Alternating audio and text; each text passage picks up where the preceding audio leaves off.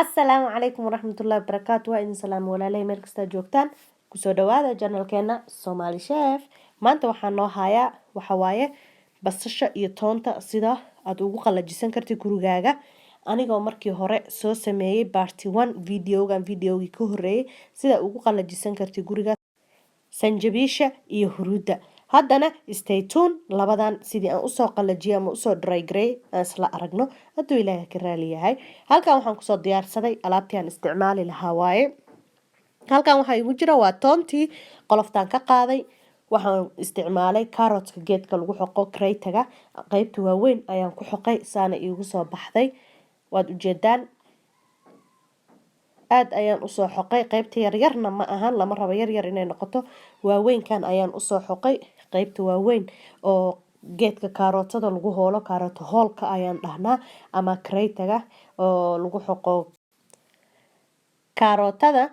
Halkaana markaad waxaan ku haystaa waa basal saa ujeedaan si dhuudhuuban ayaan usoo jaray basasha ma soo yaryarayn yaryar kama dhigin caadi basashiiba laba xabo intaan ka dhigo oo hal mar mindida maray laba jab markay noqotana jag ayaan ka dhigay. Basashii waatana hadda waxaan ku shubayaa weelkii aan foornada la gelin lahaa ama ovenka. Halkaas ayaan hadda ku shubayaa. Waxaan sameynayaa xoogaa waan kala bixinayaa waan kala balbalaarinayaa si u qabsato meesha dhan. Qaybta inta aan ugu talagalay inaan saaro qaybta kalena waxaan u reebayaa inaan saaro toonta. Basashu way ka dab badan tahay oo dabka way ku daahi doontaa hadduu ilaahay ka raali yahay waa isla arki doonaa. Waxaa ka bislaan dhaqso badan toonta huruudda sanjabiisha ayaga dab yar ayay qaataan laakiin waxaa dab badan qaata basasha waaye. Qaybtan hadda ii diyaarsan oo aan ka reebay oo aan basasha gaarsiisanin waxaan rabaa inaan hadeer ku shubo toontii xoqnayd. Waatana waxaan sameynayaa toontan ayaan dhinacan ku shubayaa then ayadana sidoo kale ayaan ku kala balaarinayaa meesha sida basasho kale. Qofkii oven aan haysan waxaad ku qalajisan kartaa toonta gaaska korkiisa waxaad isticmaali kartaa birta mala waxa lagu dubo ama baanka ukunta lagu dubo ayaad isticmaali kartaa. Meel qorrax badan adaa joogtidna oo aad u kululna waxaad isticmaali kartaa qorraxda. Weel ayaad ku shubaysaa saxamada oo sabta camal oo waaweyn ayaad basasha ku shubaysaa toonta waad ku shubaysaa gaar u kala dhigaysaa. Waxaa ku daboolaysaa shabaq yar oo like faashada maarta qofku markii la dakhra camal oo lagu duubo faashadaas oo weyn adaa heli kartaa saaraysaa ama waxaad saari kartaa neydka ama kan kaneecada laga xirto adaa haysatay aad isticmaalin korka ka saari kartaa asagana cabaar ayaa u daynay laakiin almost waxay qaadanay week inay yaalaan qorraxda. Haddana waxaan gelinayaa alaabtan aan diyaariyay ovenka markay ka soo baxdana say ku soo baxdo waa isla arkaynaa. waa kana waan ka soo bixiyay ovenkii ready waaye toontii iyo basashii. Marka hore waxaan sameynayaa toonta ayaan ka gurayaa sababta uga gurayna waxa waaye already toonta way gaartay stage-kii aan rabay ama sidii aan rabay way gaartay. Basasha iyo toonta isku dab ma noqon karaan basasha extra dab ayay rabtaa dab zaid ayay rabtaa macnaha looma badinayo dabka lama kordhinayo oo dab kulul lagama dhigayo sidii ay ugu jirtay un dabka wuxuu ahaa 180 qiyaasta kor iyo hoos. Marka waa loo deynayaa cabaar ay ku jiraysaa toonta waan ka gurayaa basashana waan ku celinayaa because already toontii way qalashay sidii aan rabayna way ku soo baxday. Waxa marka dhiman u baahan in weli dabka lagu haayo ay ku jirto dabka waxa waaye basasha. Waa kaas u jeedaan way burburaysaa diyaar waa bisishahay sidii laga rabay way noqotay. Bajaqii iyo biyihii way ka baaday waxa waaye waxay noqotay wax adag oo burburay gacanta markii lagu qabto.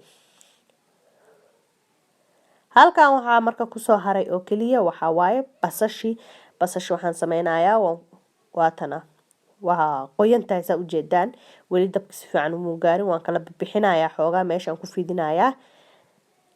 Then waxaan sameynayaa waxaan ku celinayaa dabka ayaan ku celinayaa waa u deynayaa ilaa ay ayadana qallayl ka noqoto ama dry ka noqoto sidii toonto kale.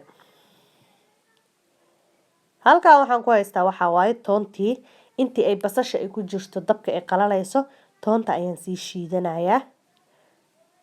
mashiinka isticmaalayana aan party 1 soo isticmaalay oo soo isticmaalay huruudda iyo sanjabiisha waa mashiinka heelka qorfaha lagu shiido wax yar hadaa markaa shiidanaysid wax dhibo ma lahan waxaad isticmaali kartaa oo aad ku shiidan kartaa mashiinkan yarka ah wax weyn ma ahan spiceska lagu shiido sida heelka qorfaha dhagayaraha waxyaabahaas oo dhan ayaad u isticmaali kartaa sama waxay la socotaa mashiimada oo cabitaanka ayay la socotaa markaa soo gadatid mashiinka blenderka oo juice-ka way u wataa haddana waa soo shiidayaa intana waatana ayadana waxa waaye basashii oo aan kasoo bixiyay dabkii aan ku soo shubay ayadana mashiinkii aan rabin aan ku shiido waataas way burburay way soo qalashay oo ujeedaan aan filayaa basasha waxa ayada ku fiican tahay badanaa qoraxda in lagu qalajiyo ku fiican tahay qoraxda hadaa ku qalajisay kalar cad ayay kusoo baxaysaa laakiin ovenka hadaa ku qalajisid kalar waxay kusoo baxaysaa aan ahayn kalarka cad